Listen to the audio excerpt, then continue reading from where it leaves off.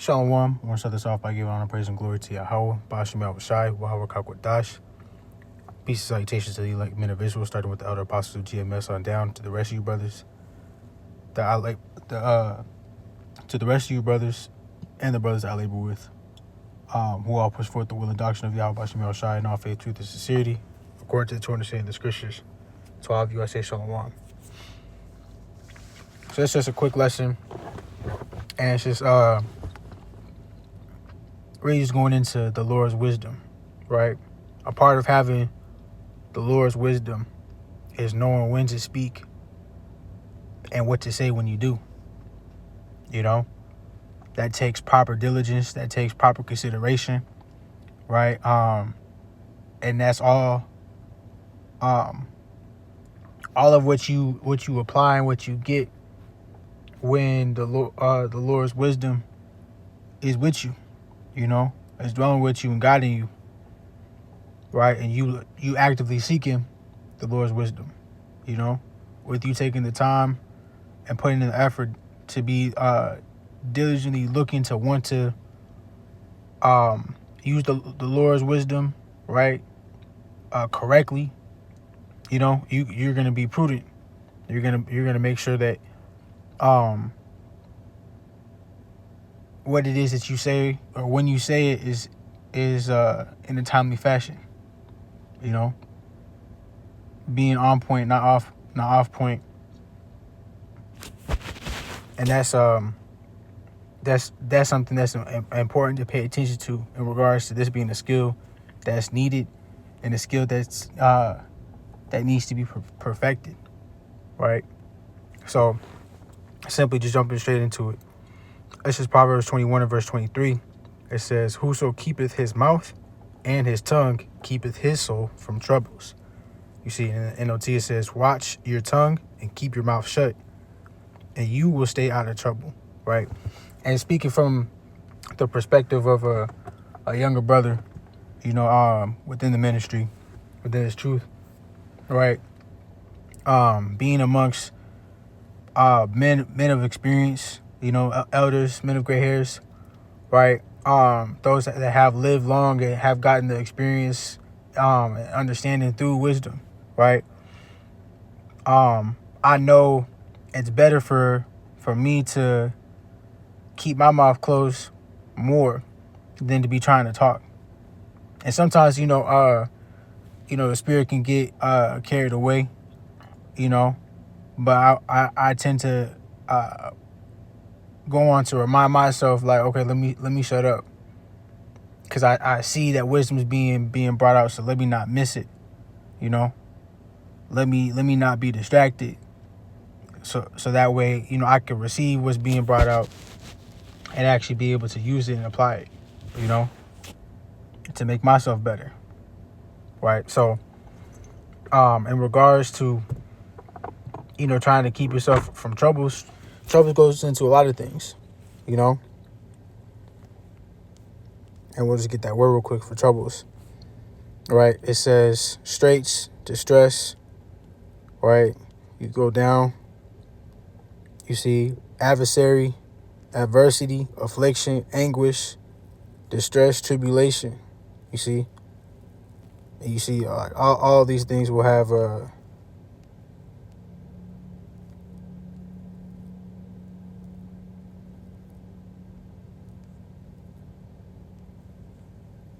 I was trying to play.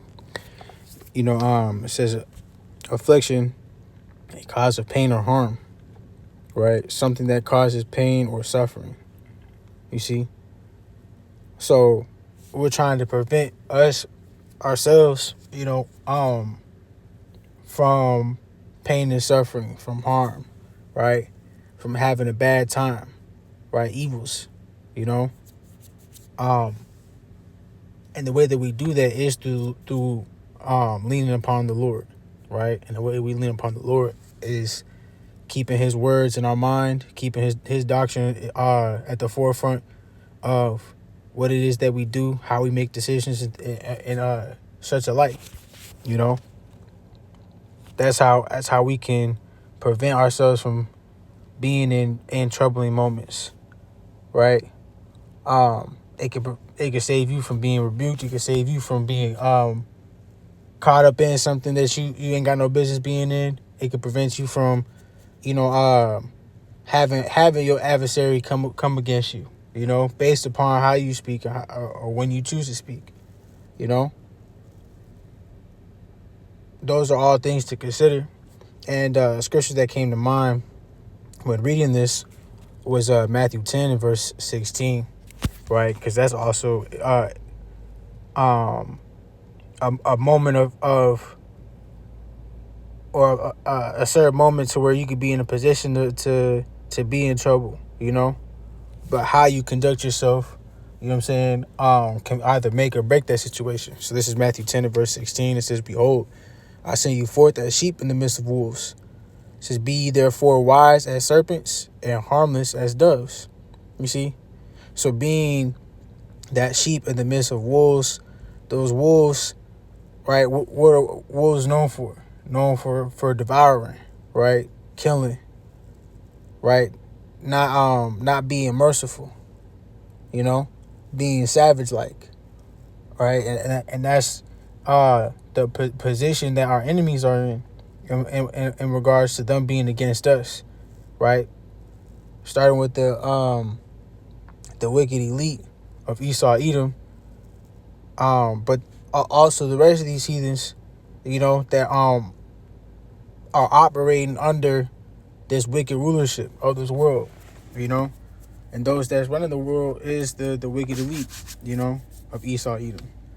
And the way that they're running it is they're running it in a way to where it's not conducive with the Lord, and it's not conducive with trying to make sure that you're good, you're taken care of, you're pampered and things like that. This world is set up to kill, steal, and destroy us. This place is utterly polluted, right? It shall destroy you, as it says in I believe that's Micah 2:10. Yep, Micah 2:10. It says, "Arise ye and depart, for this is not your rest, because it is polluted, it shall destroy you, even with the sword destruction." So this place comes with a lot of troubles, right? And that's why we have to be careful and cautious of what it is that we say when we say things and how we say things. You look at the example of Moses. I believe this is what it is. Not me typing Moses. Exodus. That's what I mean. Yeah, Khan. In this moment, this is a moment when Moses is acknowledging that he's not the best equipped with being able to speak, but nonetheless, him being in position to be dealing with the Lord, seeking the Lord, and looking to do right by the Lord, right, looking to be of use to the Lord. The Lord put him in position to where the Lord was with his mouth. The Lord helped him, right? Being there to help him be able to speak what it is that needs to be spoken when it needs to be spoken, right? Exodus 4:10, it says, and Moses said unto the Lord, "O my Lord, I am not eloquent, neither heretofore." It says, "Nor since thou hast spoken unto thy servant, but I am slow of speech and slow of tongue." You see? So he basically saying he's not that great in regards to speaking, right? And what it says in the NLT, it says, "But Moses pleaded with the Lord, O Lord, I am not very good with words. I never have been. And I'm not now, even though you have spoken to me. I get tongue-tied and my words get tangled." You see?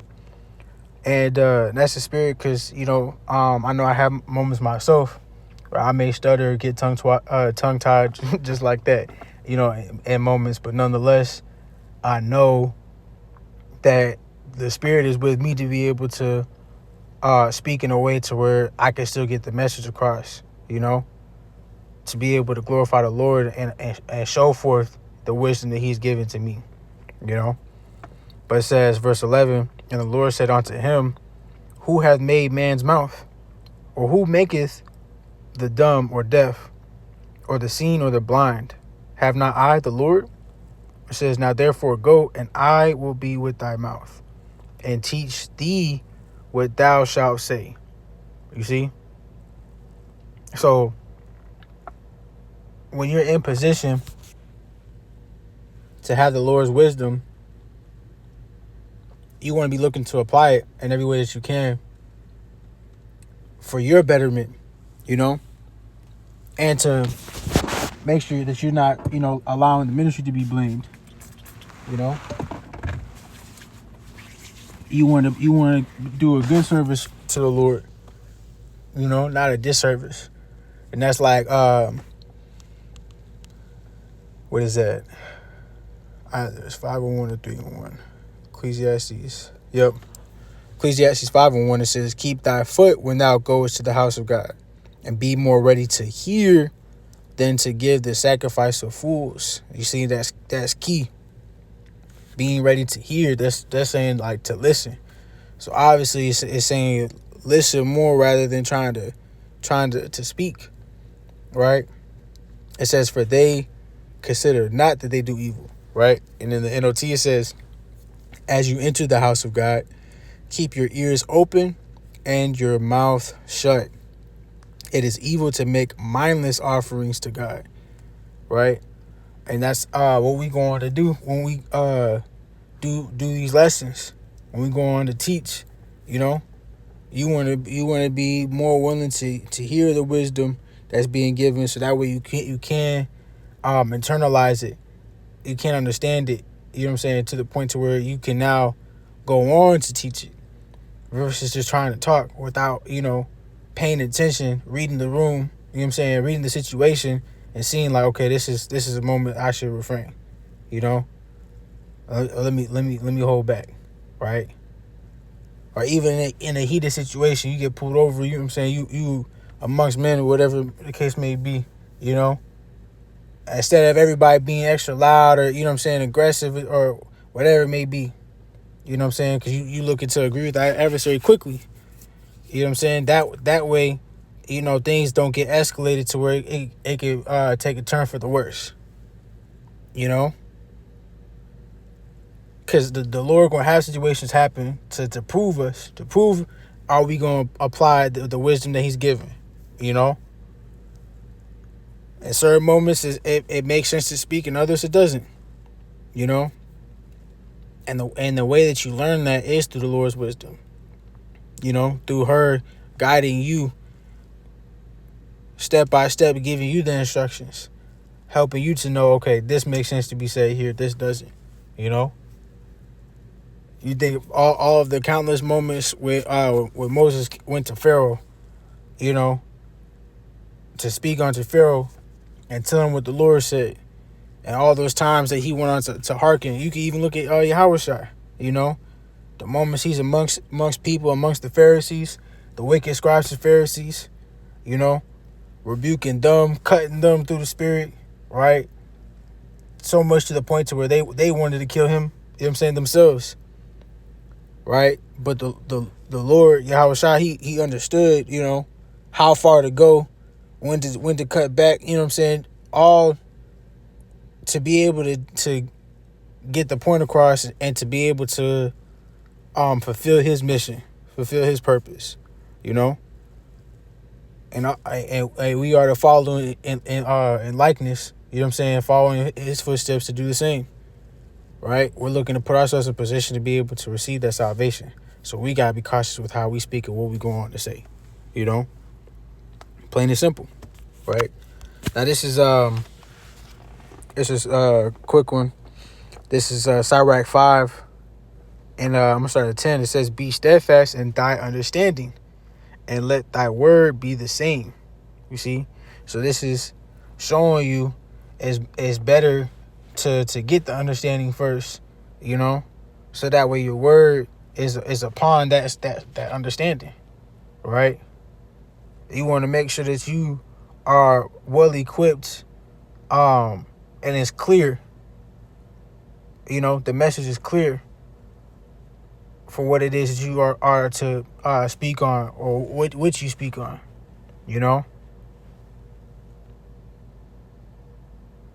You don't want to be all over the place.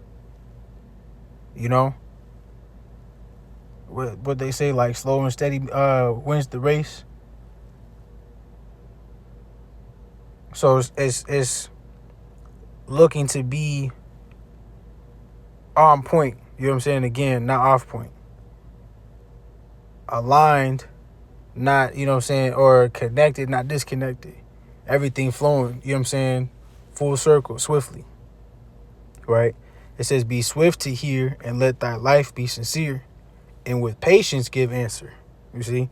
Through that patience, you're able to take time to consider, to understand, and to be able to thoroughly see, you know what I'm saying, what makes sense, what doesn't, how to, how not to, you know, what to say, when to say it, what not to say, and when not to say it.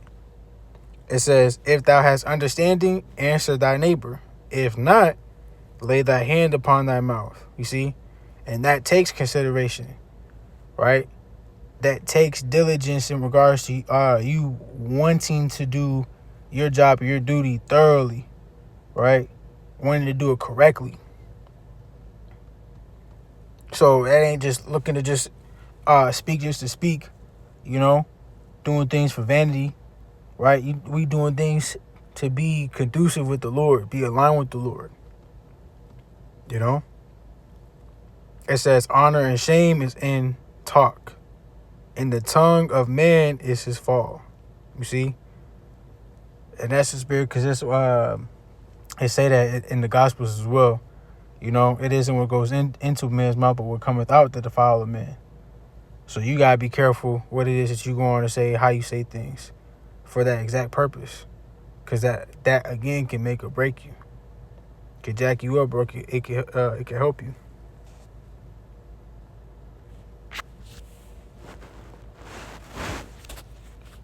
So this is Proverbs. Let me see.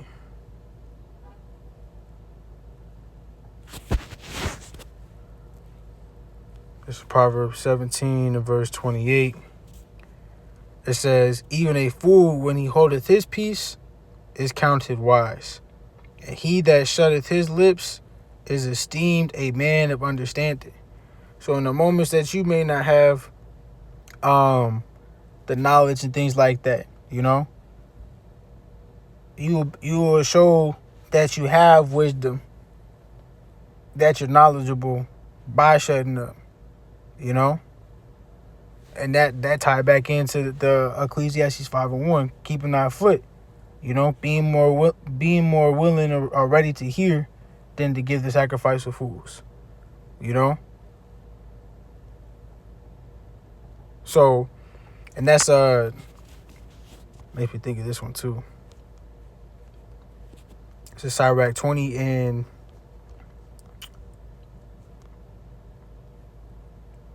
Sirach 20 verse 18. I'm gonna read through 20.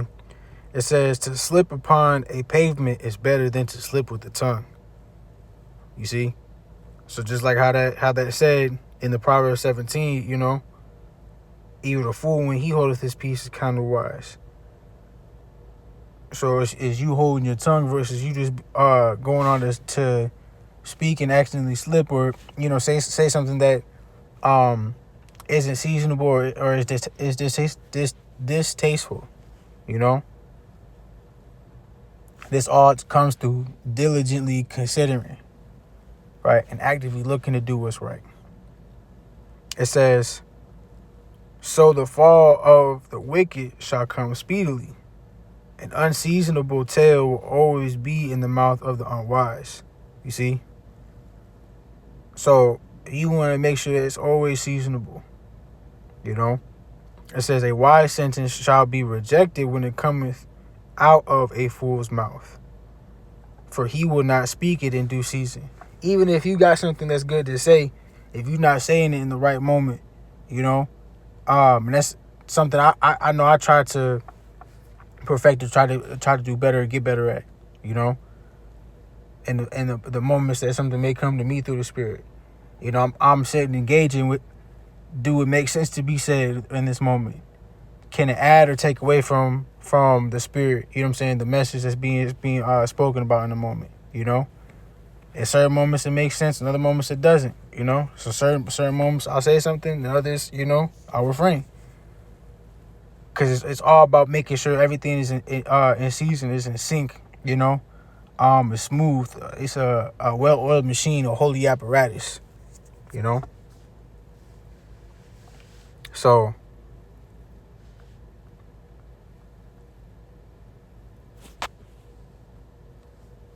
I'm going to end it here. This will be the last one I get. Proverbs 12 and verse 23. It says, a prudent man conceals knowledge, but the heart of fools proclaimeth foolishness. You see? Sometimes you having, things to say, or having wisdom, right? Like you may know something, in regards to a topic, circumstance, or situation,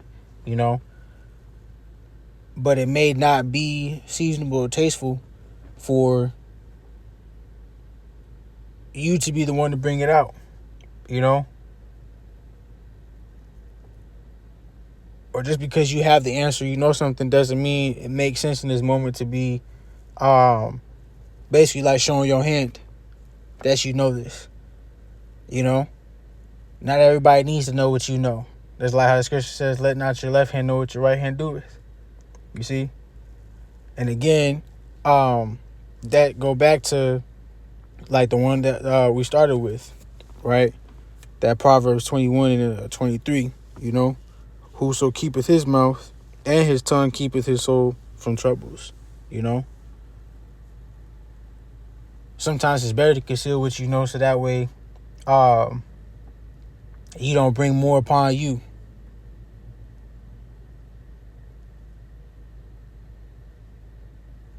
It's all about making sure everything is seasonable, everything makes sense in the moment. You considering all things, not leaving any stone unturned, And this is a great skill and a great quality to have within the Lord,